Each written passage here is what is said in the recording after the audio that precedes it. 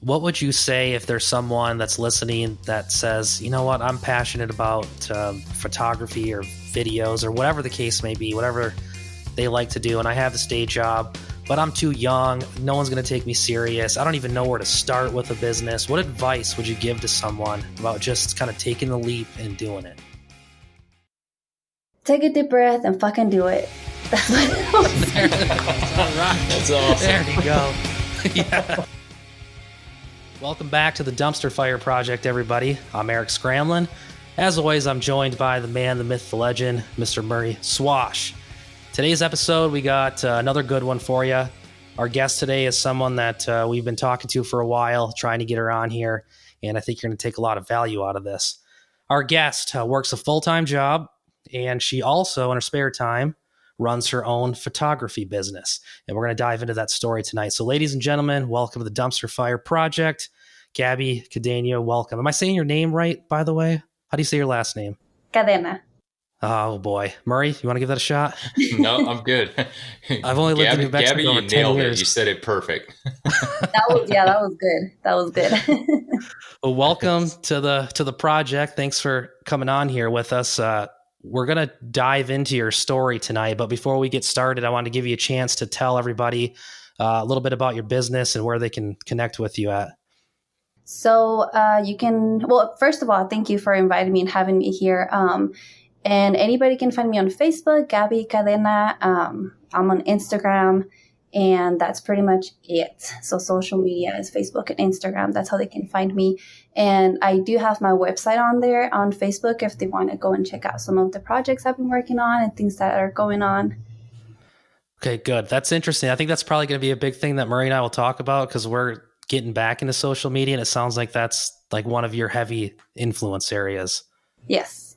Cool. Let's find out about your story. So I know you work full-time day job. I know you because you did my professional shots for my business, and I was impressed with the work that you did. And I could tell that you were really passionate about it just by the way that you were doing it, and like your knowledge of it was pretty incredible. So maybe start off by telling us about your business and photography in general and how you got into it. Oh, so that technically started a long time ago. It was just one of those things I picked up as a teenager. I look back on it and I think it was just one of those distraction things that got me through a lot, especially all the way through high school, college. And it's just always been one of those things that you do and you forget about everything else. As cliche as that sounds, it's just one of those things you just get sucked into it. I enjoy the time I spend out there, the things that you get to create with it, and just the feeling of having or being able to create something, which is never my intention. Like even when I took your headshots, I was like, well, let's hope for the best. And, once I get there, I'm like, oh, we can do this and we can do that. And it's just that creativity just flows. So I was probably kind of want to say like maybe 15, 16 when I first bought my first camera. And then I think I shot for a little bit just here and there, move on to college. And it still was one of those things that I'm like, it's not going to be, a job. It's just going to be something I do. Then started working with a friend that he was actually an event planner. So we did a lot of events, parties, quinceañeras, weddings, anything. And it was actually kind of cool. We worked from probably 9 a.m. in the morning all the way to like 3 a.m. at night or the next day. And I loved it. I loved every part of it. So I did that for like 2 years. And then after that, I just kind of started doing my own thing, which was chaotic. And it was all over the place. I didn't know what I should charge. And I was just like changing prices all the time. And I think people that bit me at that time, I'm like, oh my God, I'm sorry. I didn't know what I was doing. But I got to meet a lot of cool people on the way that I think gave me that courage and that empowerment, I guess, to keep going. And then I stopped for a long time. I think once I started to grow up, which was one of the things that I regretted the most, was just kind of forgetting about things that I enjoyed doing. I got back into school and then got this important job that I was like, I have no time for fun. I need to be focused. And then I think recently I went all back in. I had the opportunity I got introduced to network marketing and learned a lot about business. And then I'm like, well, if I can do this for somebody else, I think I can do it for myself. And then I started playing with it again. And I've actually gotten a lot of really good feedback this time around. But I think I've failed a lot to get here, and I don't think I'm where I need to be yet. But I've definitely learned a lot from when I was 18, 19 to now. Okay, so you just started doing it again. How long ago did you pick it up? Like, when did you start again? I want to say possibly like December, January. It hasn't been too long ago. Because everything that I actually have on my Instagram and on my social media, it's pretty recent. There's some stuff that's pretty old, but you can tell the difference. What got you back into it? You know what? I'm just going to blame it on COVID. Just like everything else. I think just the increase in stress and the need to, again, find something that I enjoy doing, and shooting, going out there with people. I find it just very, I don't know, relaxing and distracting. Just, it's a good way to escape the day-to-day world I live in. Right. Yeah, no, I definitely get that. When you went to college, obviously, you said you expected photography was kind of a side thing. Did you study it at all? Or was that just like, yeah, that's kind of a hobby. I would love to do that, but I'm here to go to college and I'm going to look at something else. I actually, I took some classes here at the JC, and I did like an intro to photography, and then I did some Photoshop. But even at that point, I didn't believe that this could be something that I could get money from or make it a legit business. In my mind, it was just one of those things that you do on this side, you learn a little bit here. But I think I was very focused on, I need to have a desk job kind of thing. Right. So I guess I was in between, this could be, but not really. I'm just going to put that creative thing to the side and have a real job, I guess. Yeah, real jobs are no fun. You struggled a little bit setting your prices originally. Do you think maybe that day job and just getting experience just in a different business world helped you when you started back up in December, January to maybe know how to research and set appropriate prices, or a price that you felt confident that you were worth? I think, so even though I stopped shooting, I continued learning, and I've always had this entrepreneur spirit of me, or something that I always want to learn. If there's something I can do and I can learn about it, I will learn about it. And I watched a lot of YouTube videos. I'll like sign up for like webinars and things. Even though I wasn't doing anything, I just felt like it was something to do at the moment. And I think watching many people kind of build their business and how they did it, and listening to so many different stories, it kind of gave me that confidence to say, okay, so that's what they value their work. This is what I can value mine. And once I started shooting back up again, I think I kind of felt more confident that I could create something of quality. And then that way I could charge what I charge. And even I think when you're creating something, you always kind of have that doubt, like, well, are people going to pay for this? Or is this really worth it? Like, people, do they really need this? So I think it's one of those, which I hear a lot. I think it's just a creative thing because it's not a product, or I don't know if that makes sense. Yeah. So I'm actually super excited about this interview just because I have an artsy side too. Our stories are similar where, my day job isn't quite as artsy. So I do a lot of either side hustles or just hobbies that are the same way. But so we'll definitely get into those questions. But for now, from a business side, it sounds like you had went to college. What did you go for exactly? And how'd you land on that, knowing that you were still passionate about photography? So I've always been a nerd. Besides creating stuff, I love reading research and learning about people and the brain and how people think and behave and why. So I've always been set on psychology. And in my mind, as a young adult, I didn't know that you could mix those both worlds. You can know so much about a person and even capture that in a photograph. So no, whenever I went to college, I was like, I'm going to be this very serious researcher and I'm going to be blah, blah, blah. And in 10 years, I'm going to be whatever. That's definitely not where I'm at today. But I think it gave me some of what I needed to make this work right now. Yeah, Murray and I were roommates in college, and I went there with the intentions of being a very serious scholar and researcher, but Murray was distracting me all the time, wanting to go to all the college parties. So here we are. Thanks a lot, Murray. Yep, it was all my That's fault. how I remember it anyway, right? Is that how you remember it? I'll let you keep believing that.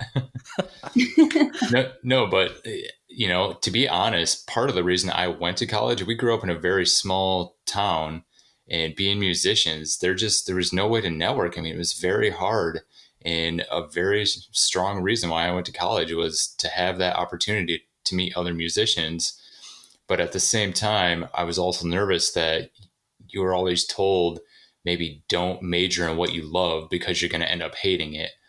And for me to not have music, I was like, well, I can't not have music in my life, so I'm going to have to pick something else. And I just looked into, what else am I good at? Kind of what else can I nerd out on? But at the same time, it's like, looking back on it, I don't know if I made the right decision or not. It's interesting. But at the same time, I mean, I still do get to do the music thing on the side, but it's definitely a question you look back on. And it's good that we're both still somehow, some way involved with what our original passion was. Yeah, and I think, and that's interesting that you say that, because I've always been afraid of, if I make this a business, then I'm going to hate it because I'm going to have the responsibility of, producing a product, or what if they don't like it? And then I'm going to have that pressure. And I wanted it all to be fun. I don't want anybody telling me this is how you need to do it, or this is what I want. So that was my fear, which kept me from having the right prices or accepting certain projects or whatever. It was always like, well, no, I'm just doing it for fun. You don't have to take it so serious. Do you plan on doing your photography business at some point? Do you look at it now and say, this is what I want to do full time for my career someday? Or are you content with it just being kind of like a side hustle where you get to make a little extra money and do something that you're passionate about? I think, life's too short to be serious. And I'm finding that maybe being a researcher is not really what I want to be. And I do have those moments where I'm like, I could really just do this for a living and make it happen. And then there's so many artists that I look up to, and that's all they do. And I think, if they can do it, I can do it too. But I'm really torn in between the psychology world. I'm a substance abuse counselor. I'm super passionate about that. So it's always that, like, I think over time, as I get older, I think I'll be able to kind of decide which direction I want to go. Yeah. Well, I think you're definitely ahead of the game, because Murray and I, we have a lot of folks on here that they didn't make either. I mean, some were entrepreneurs early in life, and then they got caught up, with growing up and getting a job. And, some people, they don't realize it till they're in their late 30s or 40s. Like for Murray and I, it's a little bit more difficult to just, quit and start the side hustle, because we have the mortgages and car payments and all that stuff. So I think you're ahead of the game and thinking about it a little bit early on, and not, waiting until you're like, a lot older, when you have all these responsibilities, and it's a lot harder to just drop everything. It's something that you could work at and put the work in now, and it would be definitely doable for sure. Yeah, I think I've been fortunate.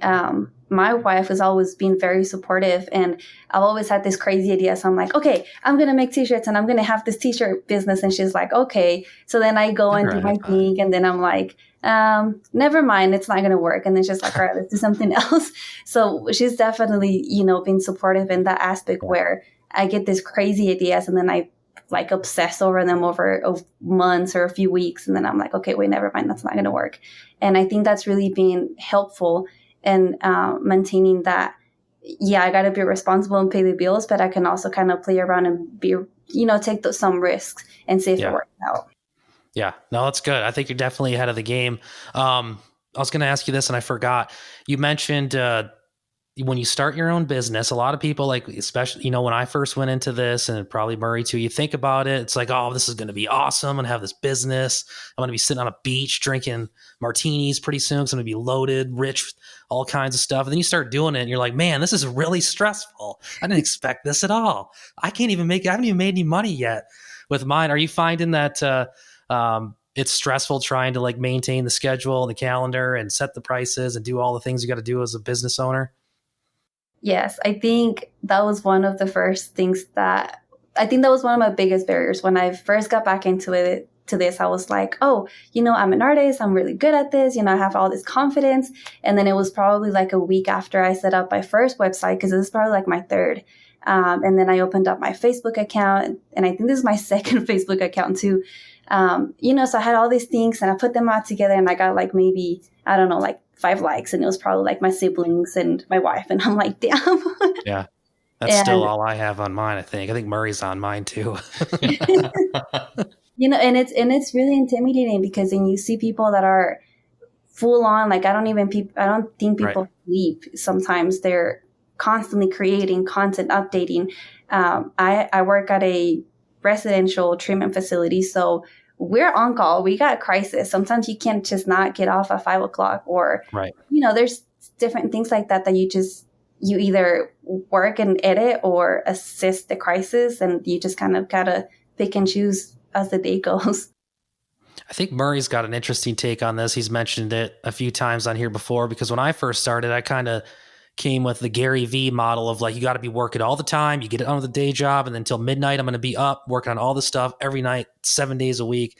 Murray's kind of opened my eyes up to a little bit better way, because I'm already getting stressed out with all the stuff that I'm doing. And I think Murray's got an interesting take on it. I'll let him take it over. Murray. Yeah, so when I started out, I was doing the same thing, and then I could see that wall coming. I was like, I'm gonna just crash in that wall, and it's just like the music thing. Like, I'm gonna end up hating it. So what I did was I started to look at, there's a couple of things you can do. Really, there's one big thing each day that you can do to move the needle. And if you listen to what a lot of other people say, is you just got to show up and do the work. So it's like, all right, if I just show up, I don't necessarily have to just be in motion and be active just because everybody else is working, 23 hours a day. It's like a lot of that's just motion. They're not actually doing anything. So I try and find that one thing. I get laser focused. I get it done and try and manage the time a little bit better. So that way you don't hit that burnout point.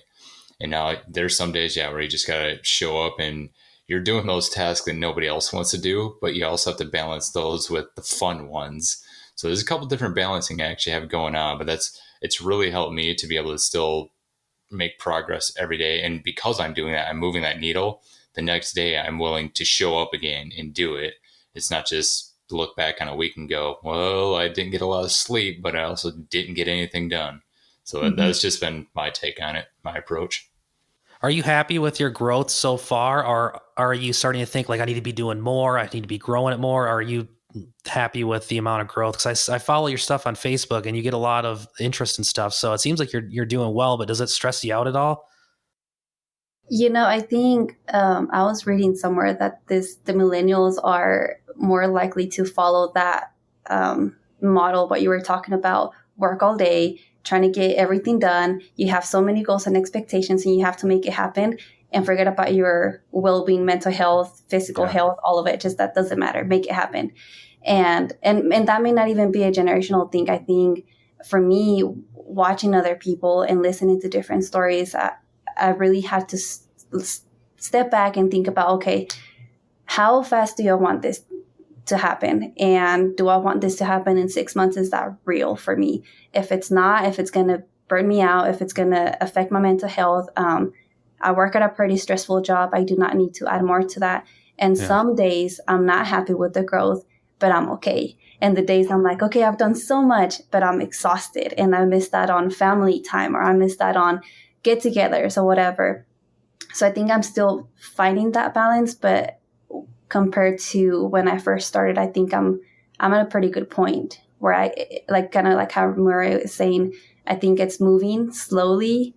Some days not so much, but I think it's getting somewhere for sure. Good. Very nice. Let's change the the topic a little bit here. Murray's a little bit better with social media than me. I was into it years ago when I first started off as an attorney in Michigan.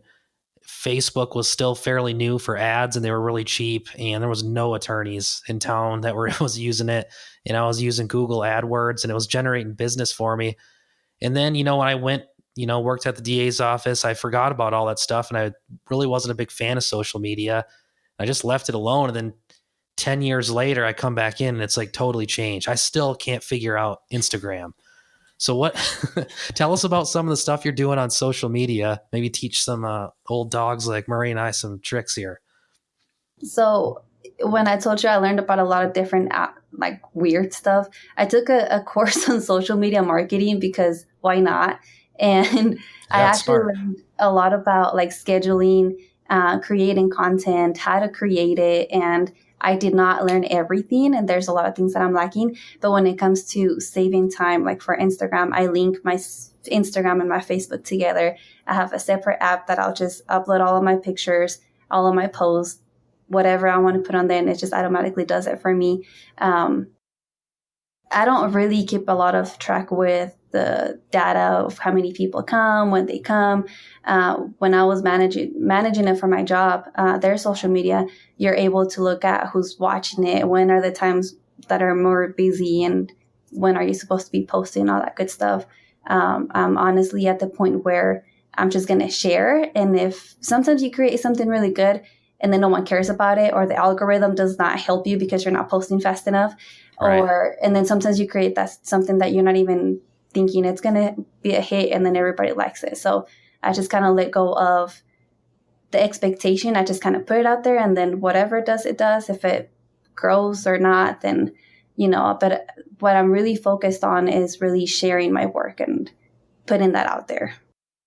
Yes. Nice. So are you from the school of thought where post constantly all the time, or do you just wait until you have something you feel is good content and then post it? I think it needs to be good stuff. I'm not a fan of like spamming people. Yeah. I mean, I think it works for some business. I think some people do need to do that. For me, I think it's more, I want quality stuff to be out there, or I don't want anything at all. I think the social medias are already saturated with so many different things. I want mine to stand out. Nice. So I'm curious, what is you've probably seen a lot of fun things. What was your favorite shoot, and how did that compare to what social media said they liked the best? What do you mean? So like you've probably done a really fun photo shoot at one point. You're just like, oh, that was amazing. That was like a perfect day. Oh, and so what was that? Let's start there. What was that one? What was your favorite photo shoot? Oh, I don't think I have. I think like the last one, it's always my favorite one. Like, okay, yeah, that's fair. the one that I just did is my favorite one. I don't know. I know it's not mine. It's like, oh, here comes this guy in a freaking suit. He's an attorney. He's probably trying to charge me. I've never photographed anybody in a suit, so I was excited about that. And I was like looking at them. I edited so many of them. And then I just kind of get obsessive with this photo shoots after the fact. And then I get a new one and I'm like, oh, and then I moved on and I'm like obsessed with the new one.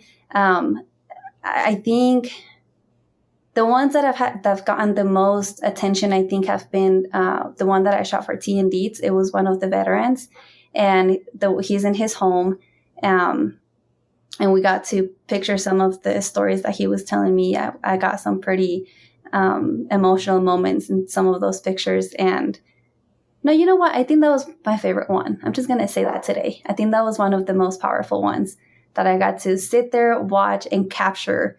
And when you look at the picture, you're looking at what I was looking at that day. And that's just freaking priceless. Nice. So we've had AJ and Jennifer on here who founded T and Deets magazine, and it looks like it's still doing very well. You're actually one of the kind of main photographers for the magazine, right? Yes. What is that like how did you get involved? Because I know we heard their story on here where Jennifer's like, I'm starting a magazine. And did she kind of like contact you, say, I need a photographer, or how did that go? So I had only talked to Jennifer like a couple times. I've known her because she worked at the prison and I worked there too. So I only heard of her. I talked to her maybe once years ago. And then she messaged me and she said, hey, I'm starting a new thing. I have a couple questions for you. So I'm thinking like, I don't know, because I've only known her from her day job. So I don't know what else she does.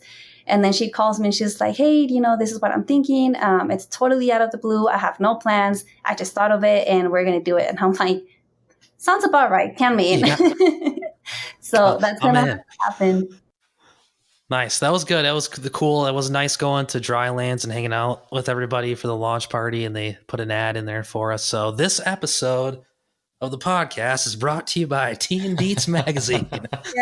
Yeah. Nice.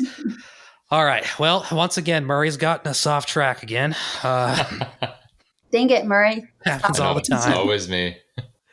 Well, I think one of the things I'd like to get back to, and Murray and I talked about this, is kind of focusing on your viewpoint on entrepreneurship.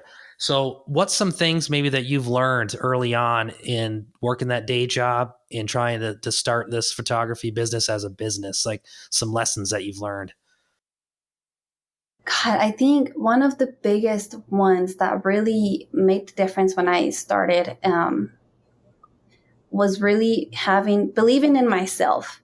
I think everybody, when you start something, they love you, they care for you, they're like, yeah, you can do it. But I didn't really think I had it in me to create good stuff, to really get my name out there. I didn't think I would ever hear, hey, so-and-so told me about you and I've never met this person before.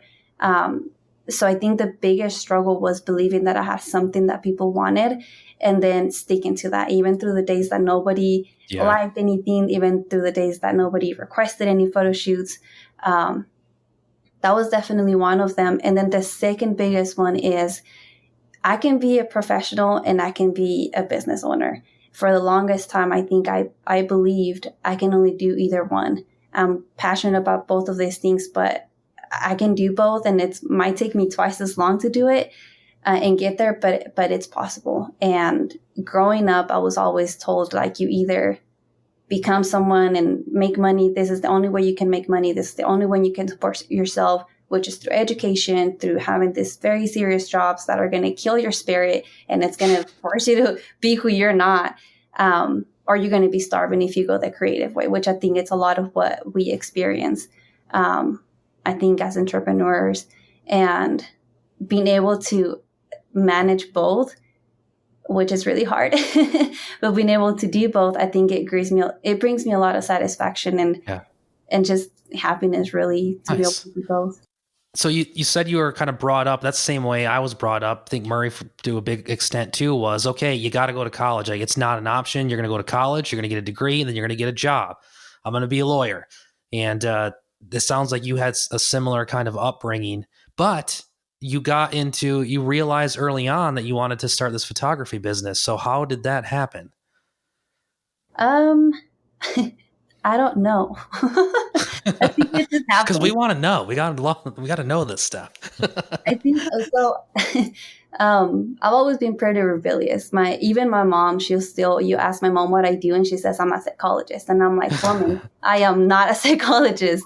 So even at this point, like, they still have this very big expectation of this is what you're going to be, and if you don't do it, nobody else is going to do it. But I've been able to rebel against that and say, and I've always done that. Like, they say black and I say white, like, I'm not going to do what you tell me to do. So when they say, this is the right that you got to go, I'm like, well, no, I'm going to do something different. And I think that's how I was to just throw myself in and do that. Yeah. Yeah. It's interesting that you bring that up.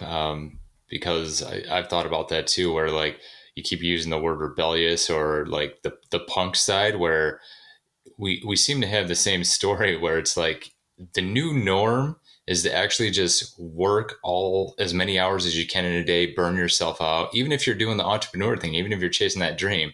But it's like there's almost this new area. There's like this third option that all the entrepreneurs are almost rebelling and going to say, yeah, maybe there is a balance between life and figuring out what you want to do, and you're still going to make enough money to get by. Like there's just this new area that I think we're going to start to see emerge more and more in the coming years. I'm so glad that you touched on that, though. Yeah. And you know what? I think it's really hard to find people that are, I don't know if it's open-minded. I don't want to use that word, but I think comfortable enough to step away from, you got to grind and hustle all the damn time. Like, you really don't. And that's not good for you. And I think if it wasn't for the mental health part of my life, I think I would be really sucked into this whole, which I think it's a pretty common culture in social media. Like do all the time, do all these things, do it fast, produce a lot, create a lot more, which is why I really, for my social media, I have it for the business, but I don't have it as a way to motivate me or to inspire me. It's more like, this is a tool, but it's not what's going to guide where I go and how I run my business, which was a mistake I did commit at the very beginning, was letting everybody else tell me what to do and when to do it. What do you mean the first time around? How did that happen? Like, people are telling you need to be doing this, you need to be doing that, and you're like, okay, and you listen to them and didn't listen to your instincts? Yeah, so it was more like, I think everybody that hasn't had a business are the first people to tell you how to run one. And when at the very beginning, when I first started, it was like, you're charging a lot, you're not charging enough, or these are not very good quality, or maybe you should be working more, maybe you should be working less. And it was just this crazy, like what the hell do I do? And even at the beginning of this year, like I said, I got into network marketing, and, kudos to the people that are in that part of business. I couldn't do it. It's too fast paced, and it's so much freaking pressure to always be doing something.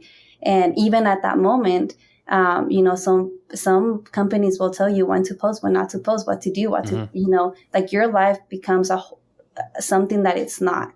And that's something that I'm really against as well. So, just really understanding, you really don't have to follow everything that everybody is saying, especially if they're not out there doing it, because they're the first ones to say you're doing it wrong. Nice. So what sort of resources would you recommend for someone who's thinking about doing something like you're doing? You got the full-time job, you have a hobby or something that you're passionate about that you want to do as a side hustle or a business. What's some resources that you maybe have used, or some things that you could recommend and say, hey, check these things out. This could be helpful. So I would probably say go to YouTube and just watch videos. I found a couple creatives that I subscribe to. It's one of them is Mango Street. They do film. They also do a lot of business ideas, and they teach you how to run your business, give you kind of like a good insight of what they do. But just learn about anything. I also have a membership for Creative Life, and anything that's creative, you can learn there. And there's all these very successful people that go and teach you, and the lessons are very, very helpful. That's actually what has helped me create new stuff and really step out of my comfort zone. But anything that's creative, you can find information there, and read a lot. I know I've learned even stuff for my business that I've learned from like Brene Brown, which is she's like a researcher. She does something completely different. But everything that you learn can help you create something that is going to be unique to you, because your perspective is only unique to you. Nobody else has that. And a lot of people can be photographers. A lot of people can do what you do, but they're never going to do it like you do it, because they don't have your experience. They don't have your touch. They don't have what you have to offer. And that should never slow anybody down. And it did slowed me down, and it stopped me from creating things at first. And now I understand that there's no one going to do it like I do it. Nice. So what's the plan going forward? You've had it sounds like we've heard your story about some of the learning lessons where you tried this in the past. Now you're firing it up again. What's kind of your plan going forward? I don't know, man. Hell, neither do I. So I was just trying to see if you could tell me so I can figure it out too. If you figure it out, you let me know.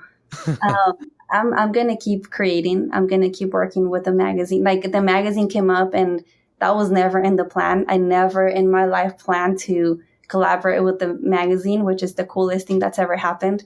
I never imagined I'd be talking to you today. So just for me, it's just going to keep going, keep meeting people, keep creating good stuff. Just keep doing what I enjoy doing, because that's what's going to bring the good things, I believe. Yeah, keep grinding it out a little bit. Like, I liked what you said also. Murray's probably going to be mad at me because he says I talk about this too much on here. But if you follow me on social media, you know that I'm a big proponent of fighting against burnout, which I think is becoming a very big problem with professionals these days, especially like attorneys and police officers and people that work in high stress fields, probably your field as well. So I'm kind of interested, based on your background in mental health. And it sounds like you have taken that into consideration in considering what level of work you should be putting in, knowing that you have a very stressful day job. You're trying to start this business. You're trying to avoid hitting that burnout. Is that something that you've considered? Definitely. So we're going to go back to being a rebellious person. People are like, work all the time, do it all and make it happen. I'm like, hell no, I'm going to take a break and I'm going to go to sleep at 8 because I'm tired. And I love the stuff that you post. I help the agency with some of the sanctuary models that we have in place. And that's the very first thing that we advocate for, is take care of yourself. If you can't take care of yourself, you can't take care of others, and you can't do the job that you do. And so for me, it's really first leading by example, because I'm at the forefront of that. But second is really taking care of myself, because this past 10 months there's been an increase in stress. There's been an increase in everything that you can think of. And plus, we're trying to build these businesses or these ideas or whatever you want to do. So you have to be very considerate. Your body can only do so much. Your mind can only handle so much. And some days you just need to stop and really enjoy the moment. Really just be present, because I really feel that once you get to the top, once you get to the beach and you have the margaritas and you have all of that, that's just going to be a part of it. I think the walk and the journey to that point is what's going to make that worth right. That. Yeah, I think that's a big thing to remember. Is one of the biggest things that I teach with burnout is finding something more to life, finding something that you're passionate about, that you believe in. And when you do that kind of work, it doesn't feel as much like work. But even so, like with my side hustle, I find there's some days where it's like, okay, I gotta slow down here. I've been staying up till midnight every night working on this stuff. Got to spend time with the family, got to get to bed. I like all the stuff you're talking about. I think that's really good advice that people should definitely heed, is even though you got to put the hard work in, you have to take care of yourself. Well, not and it only sounds that, like go ahead, Murray.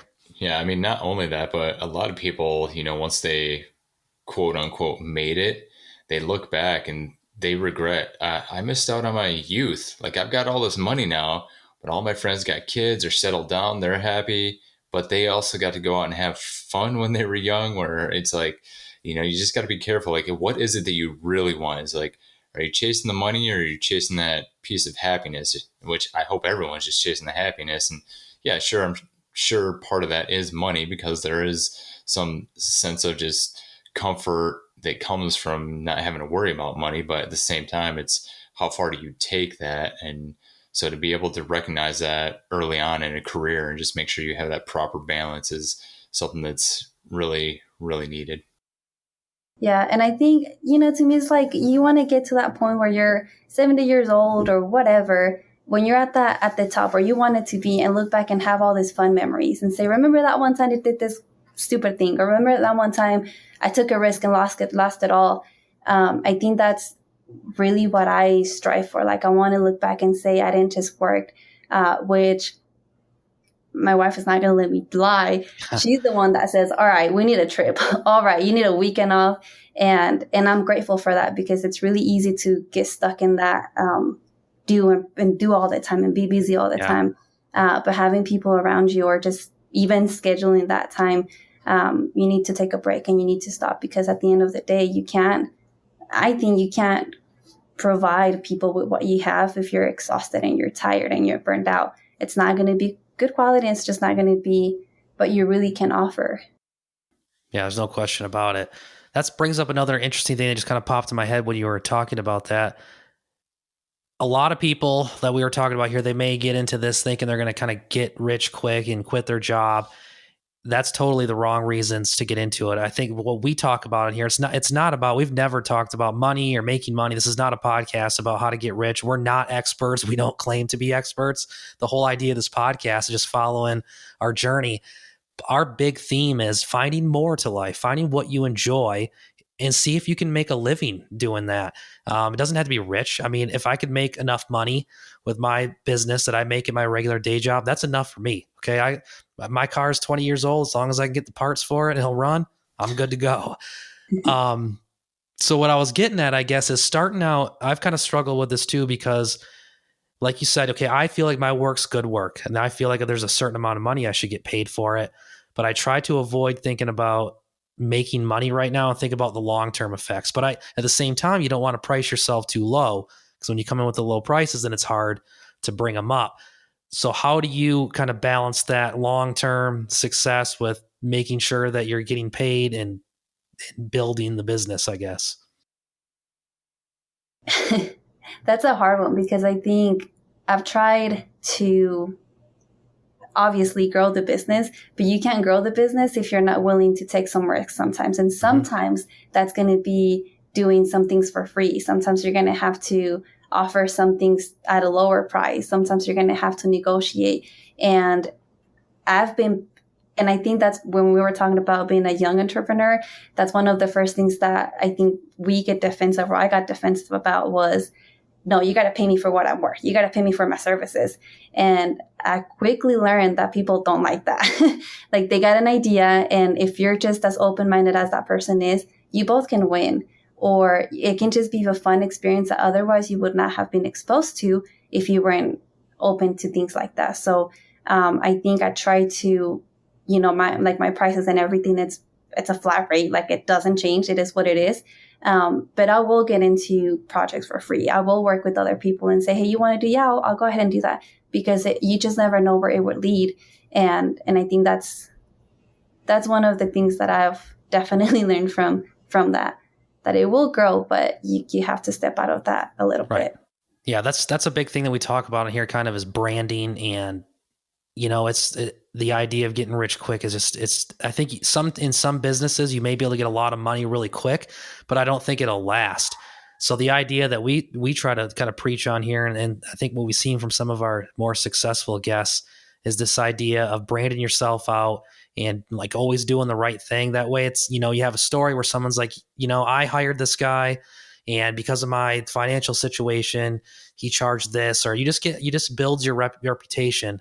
And especially like in the legal field where I'm at, once your reputation's tarnished even once, you just never get it back. So I'm trying to work really hard on providing quality and not looking at the results right now, because honestly, I have had almost no results. I've made hardly any money with my business so far, but it's building and it's getting there. And that's kind of what I'm trying to push out with social media and this podcast. And it takes time. And it sounds like that's kind of what your idea is too, that you realize that you kind of want to do it full time, but it may take a little bit of time to get there. Am I hearing you right on that? Yes. I read the book, The Tipping Point, and that helped me understand. It's Gladwell, right? Yes. The beauty of the beast. It's not going to happen overnight. Anybody that tells you it happened overnight, they're lying. I mean, maybe something happened one day, but it didn't just occurred. And really reminding me that, and really understanding that concept, helped me to let go of that. Oh, it's going to happen in 6 months, or it's going to happen in a year. It might not happen until I'm like 40 something. And that's okay, because at that moment I'll be ready and I'll have the experience and I'll be hopefully prepared. But so I think one of the, go ahead, Murray, I'm talking too much. Yeah, no, that's fine. So a photographer, I heard something real interesting. A photographer has unique working hours. I mean, a lot of times you're working on the weekends when the weddings are going on, at nights when the birthday parties are going on, whatever it is. Is that something you've taken into account? Right now it works out well for you because you've got your day job. So then in your free time, you're doing that. But have you thought about how that might impact if it becomes a full-time gig, to where now that's when you're always working, is when everybody else is off? Well, depending on where you go with it. Like, if I was to do this full time, I would make it a full time in a way where it fits. I don't know if that makes sense. So right now I'm doing a 8 to 5. I am not a morning person. So 8 to 5 does not work for me. I would make that fit to where it's like, I don't know, 10 to 5 or whatever the time is. Of course, there are going to be times where you're going to be shooting later, where you're going to be shooting earlier. For me, though, it doesn't matter. If I'm going to be shooting at 3 a.m, I'm like, all right, let's go. To me, at that, like when it comes to this, I have no time limits. The only reason why I have restrictions is because of my job and because I have to be at work and, take care of business. But if it was just a full time, I think I wouldn't even care because I like it so much. I look forward to it. Yeah. I think that's the way to do it. Right, Murray? Yeah, absolutely. And it's good that you thought that through. I was kind of shocked when I first heard that. I was like, I never thought about that before. And thankfully I had heard it right when I was trying to start my company. Okay. What kind of lifestyle am I going for here? Where do I want to work location wise, hours of the day?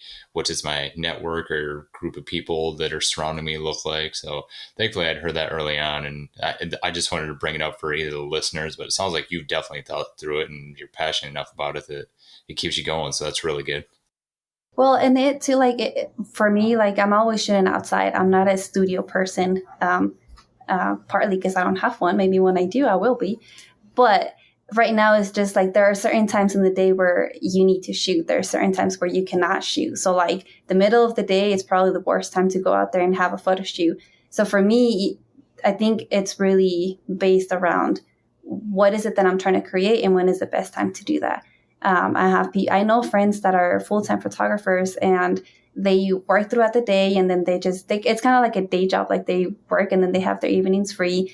Sometimes they work late, sometimes they don't, but for the most part, they're pretty consistent 9 to 6, 9 to 5. But a lot of them are studio and, they got all that extra stuff, but yeah. Good. All right. Did you have something else, Murray? I had something just pop in my head.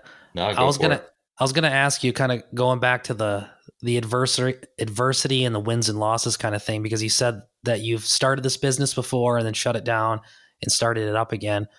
I'm about a little over a year into it myself. And with COVID and all the stress and everything and seeing very slow progress, and it's been increasing lately days where I'm really starting to think, is this going to work? Am I going to be able to pull this off? But I think right now is the time where it's I got to hang in there. It needs to be, I need to be patient with it. So I'm wondering, did that happen to you when you shut the business down before? How do you deal with that point where you say, I don't know if this is going to work. I'm not getting enough business. I can't figure out how to grow it. This just may not work. How do you kind of power through that? And why did you decide to kind of come back and do it again? So 2 things. I think, well, when I stopped, I think it was more of I felt like I couldn't. It was one of those things that I had some clients that were like, oh, I hate this. And I was like, oh my God, they destroyed my ego. And I was like, I'm going to go and never do anything again. And I was really young too. And then that was when I was fairly, going to school and trying to get something together. Yeah. So I think that played a big part in knowing that I did not believing in myself and believing that I could not make this a business.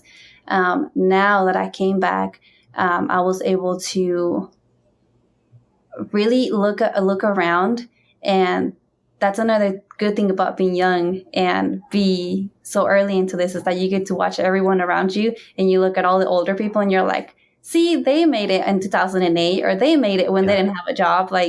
You look at all these stories and then you're like, well, I think if they made it, I'm sure I could too. And if that guy could do it, I know I can. Man, look at Murray. I mean, if he can do it. There's that rebellious, they're going to do it, I'll do it too. Yeah. No, that makes total sense. So this time around, it sounds like it's kind of cool because you've learned some hard lessons and you're coming back into it, learning from those lessons. It sounds like you got a good plan going forward. Well, I'm trying. It's been a learning experience for sure. It's also interesting too that with COVID right now, people would say now's a terrible time to start your own business. The economy's tanking and there's so much uncertainty out there. But if you look at a lot of successful entrepreneurs, oftentimes they started their businesses during these recessions. And I think you also have to look at the opportunities that they may present as well.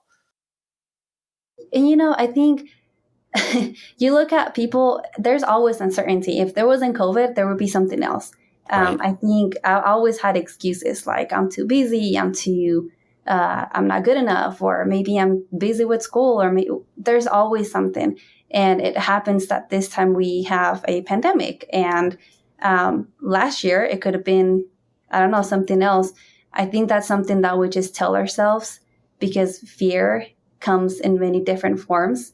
And sometimes that's one of the big ones that, no, I can't make it through this. Or I think when you listen to your gut and when you really believe in yourself, which is now what I'm able to do, is right now is the perfect time, because nobody else is going to be willing to do it. Nobody else is going to take the risk. So I may just stand out, versus the perfect time where everybody's going to be doing it. Then how are you going to be different from everybody else? Right. Do you ever think about, you see maybe friends, family, or coworkers, and you're like, man, that could be me in 30 years. I would really regret it if I didn't take this opportunity right now to at least try to get this business going. Because that happens to me all the time. The lawyer field, the attorney field is so stressful. I look at, we watched, I was on Netflix, the O.J. Simpson documentary again the other day, which is really good. I mean, these high profile trial attorneys, which is what I've been my entire career. I see almost everybody involved with that case is dead. It's just a stressful field, and I don't want to be doing that when I'm 50 years old. And we had a guest on here with that same thing. But do you think about that and say, if I don't take this and do it now, I may regret it when I'm older, and I don't want to do that? Absolutely. I think I've been lucky enough to be in a field and work with people that are always older than me. And I'm like, dude, I would not want to be you. And sometimes they're like, that's rude. And I'm like, how would you? To me, it's just, you only get one life. You only live once, and life is too freaking short. And I think to really spend most of your life working at a job that's not fulfilling you, or working for somebody that you've always hated, or, people are always in these jobs and they're not ever really fully happy. And I'm like, why? That's one thing I haven't really fully understand yet.